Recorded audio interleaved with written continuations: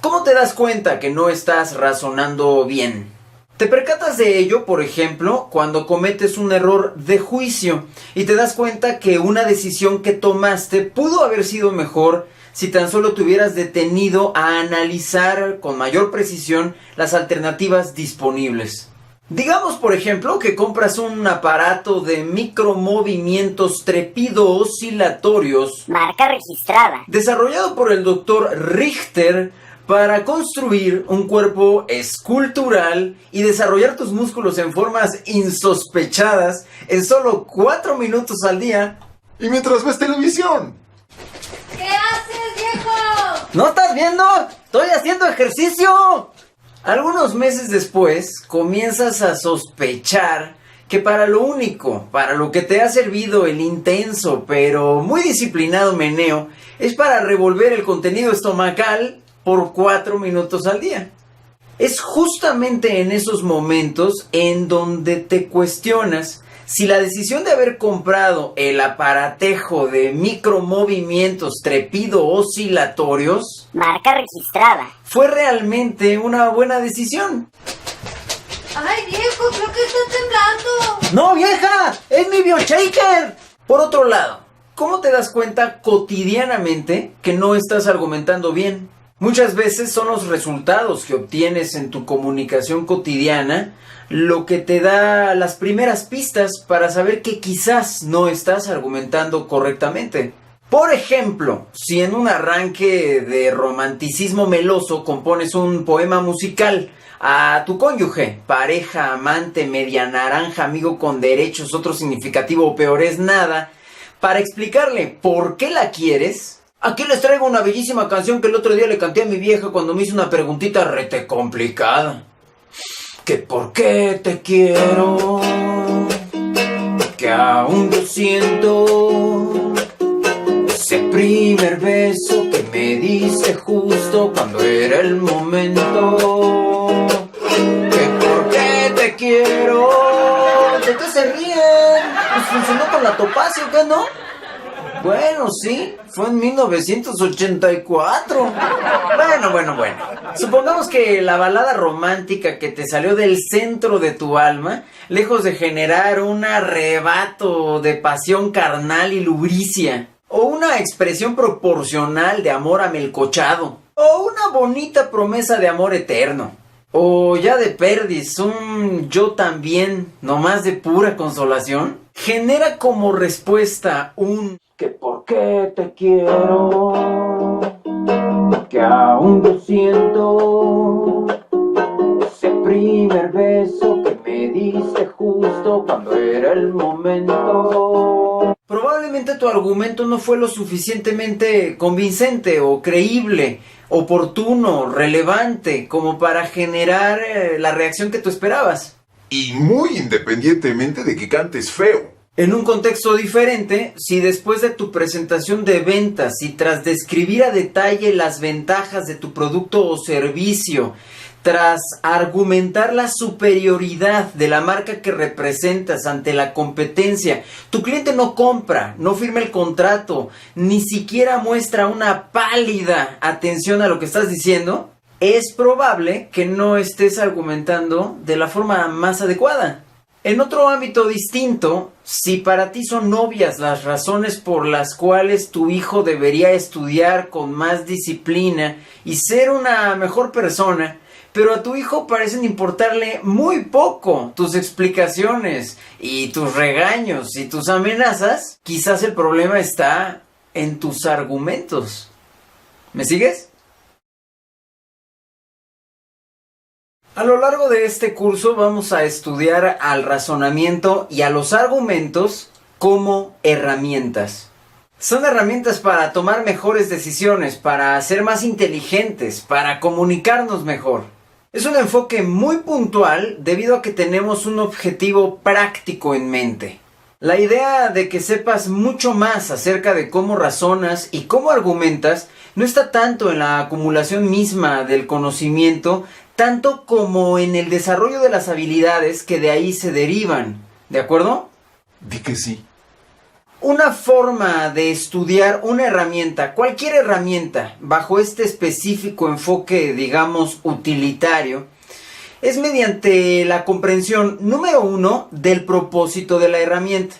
Número 2, del material del que está hecha la herramienta. Y número 3, de la forma que tiene o que adopta para cumplir con su propósito.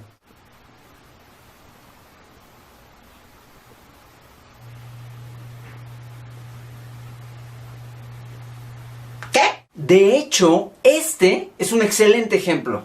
Esta llave es una herramienta, ¿cierto?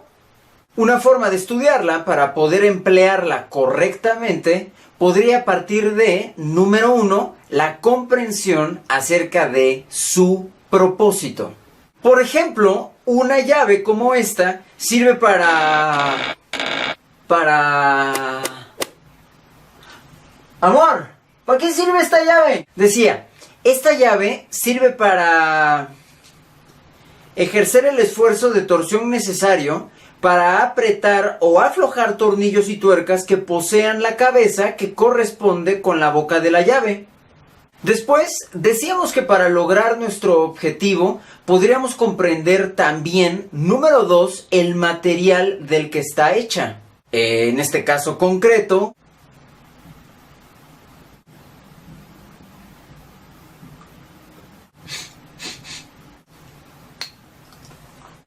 claramente está hecha a partir de una aleación de acero con cromo y vanadio, lo que la hace lo suficientemente resistente como para soportar la torsión a la que será expuesta para cumplir con su función. Finalmente, número 3, podemos comprender las formas que esta herramienta tiene o puede adoptar y las implicaciones que esto tiene para el cumplimiento de sus propósitos.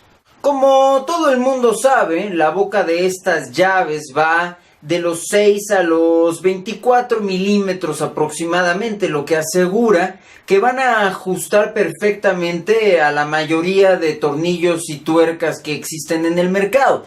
De esta manera, lo único que tienes que saber es la dimensión de la tuerca o tornillo que vas a apretar o aflojar y entonces elegir la llave que cumpla con esas condiciones. Gracias. ¿Qué sigue de aquí? Por supuesto, practicar la utilización de la herramienta. Asumimos que toda esta información comprendida nos facilitará la práctica, nos alejará de errores críticos en esta etapa y, por otro lado, nos acercará a una utilización cada vez más precisa. Pues bien, justamente eso es lo que haremos a lo largo de este seminario con estas herramientas que nos interesan. La primera parte del curso la dedicaremos a explicar y a comprender los propósitos principales de los argumentos, y de esto derivaremos algunas herramientas prácticas y muy fáciles de emplear. Es cierto que utilizamos argumentos para muchas cosas y en muchos casos. Sin embargo, aquí vamos a ser capaces de diferenciar dos fines para los que la argumentación sirve principalmente. En la segunda parte del curso nos sumergiremos en el fascinante mundo del lenguaje, porque esta es la materia prima de nuestros razonamientos y por ello de nuestros argumentos. Si me conoces un poco, sabes que las palabras son mi pasión, por eso sé que disfrutarás conmigo enormemente de esta parte del curso.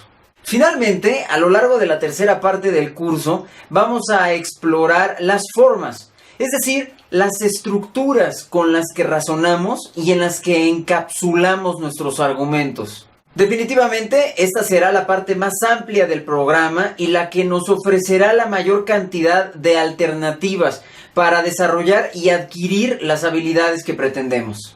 Como puedes ver, tenemos mucho que aprender, mucho que hacer y mucho más que practicar. No sé tú, pero yo estoy emocionado no más de imaginarlo. Por favor, ve cada uno de los videos de este primer módulo con toda tu atención. Siéntete libre de tomar notas, de hacerme las preguntas que consideres necesarias y, por supuesto, de ir practicando todo lo que te voy a ir mostrando. ¡Muy feliz viaje!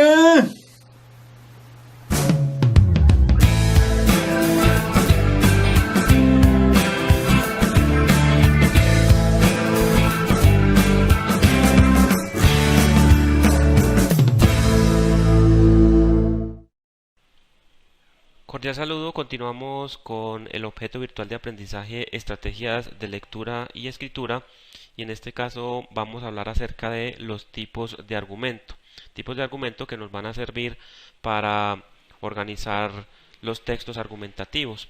En este caso lo que estamos proponiendo es que la argumentación es la forma de razonamiento que domina en las disciplinas humanísticas.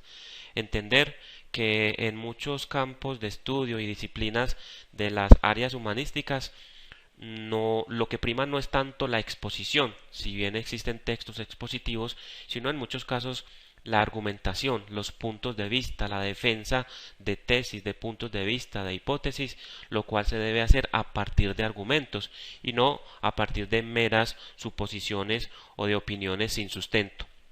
Los argumentos que utiliza el escritor en este caso para conseguir convencer o persuadir al lector han de ser correctos y eficaces. No se puede caer en la argumentación incorrecta, en la utilización de falacias, porque eso desvirtúa como tal la validez del pensamiento. De ahí la importancia entonces a que recurramos a la argumentación para poder sustentar puntos de vista y para defender tesis y en este caso otro tipo de planteamientos que se están realizando con respecto a un tema cualquiera.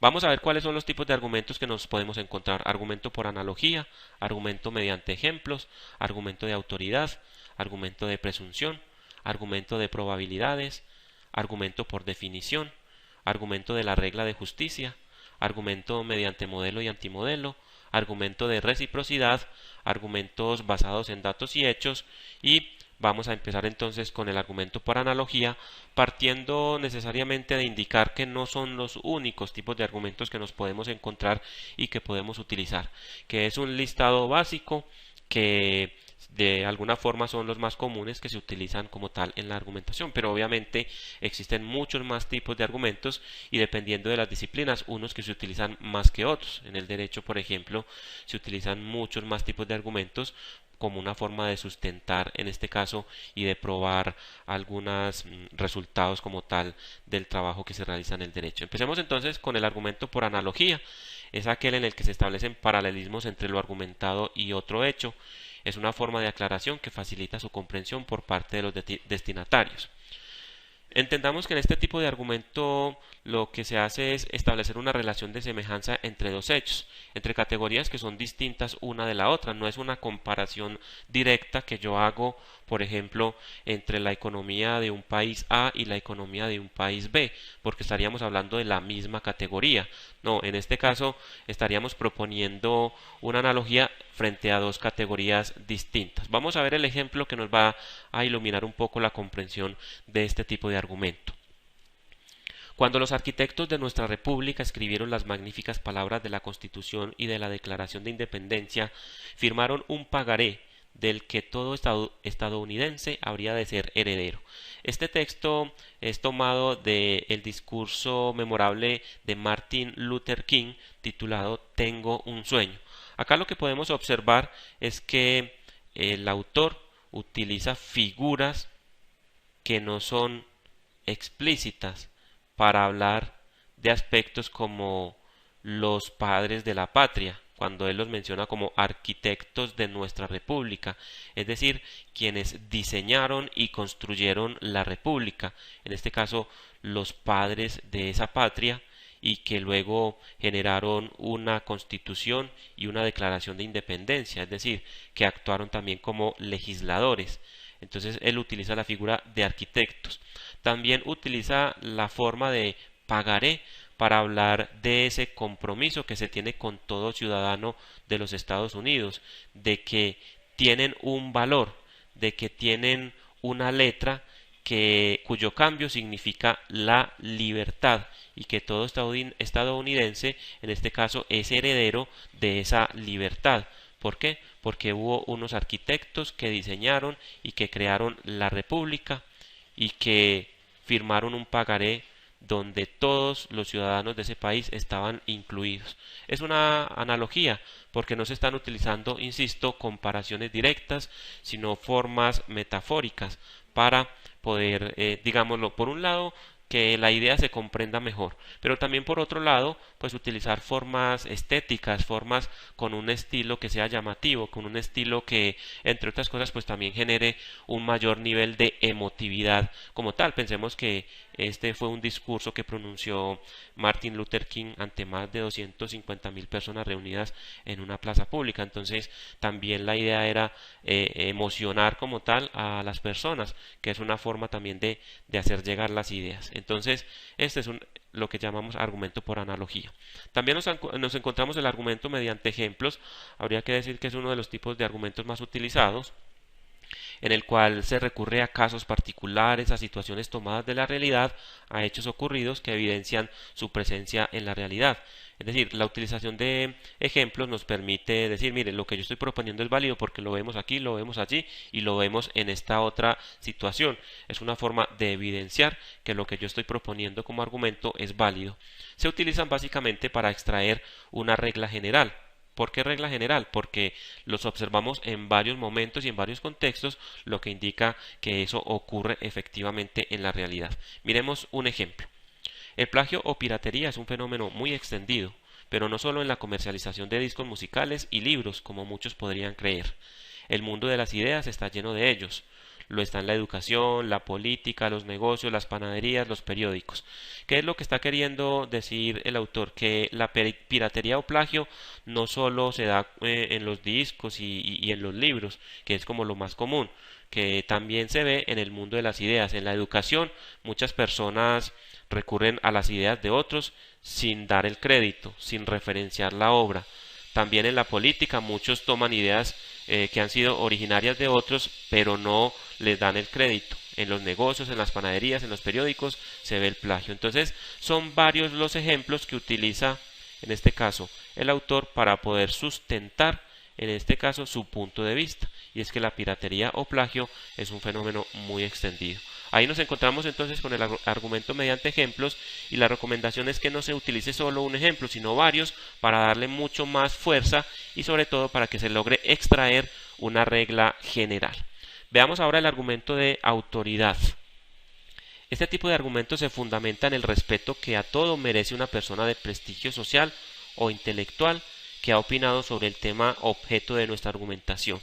En este caso es recurrir a lo que otros han dicho, pero teniendo en cuenta que esos otros verdaderamente sean autoridad en el campo en el que se está escribiendo, que sean expertos en la materia, investigadores, personas que tienen un amplio recorrido y que eso les brinda entonces toda la autoridad para hablar sobre un tema cualquiera.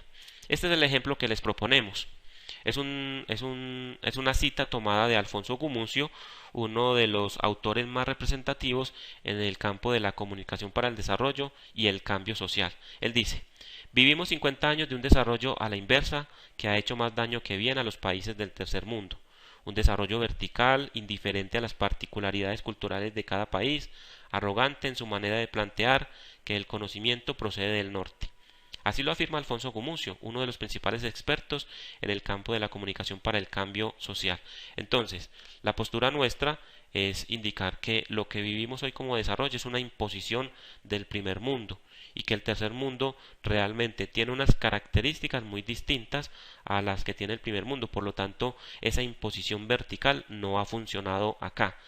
Estamos apoyándonos entonces en uno de los autores que ha investigado y que tiene mucho que decir sobre este tipo de temáticas. Por lo tanto, Recurrir a este tipo de autores le da prestigio, le da presencia, le da mucha más validez al argumento que estamos construyendo. A eso se le denomina argumento de autoridad y, como podemos observar, se configura a partir de citas textuales tomadas de lo que otros han planteado. Veamos ahora el argumento de probabilidades. Este tipo de argumento se apoya en datos estadísticos o en el cálculo de probabilidades. La importancia de este tipo de argumentos proviene de estar sustentados sobre bases reales, es decir, las estadísticas están analizando y proponiendo comprensión del mundo real.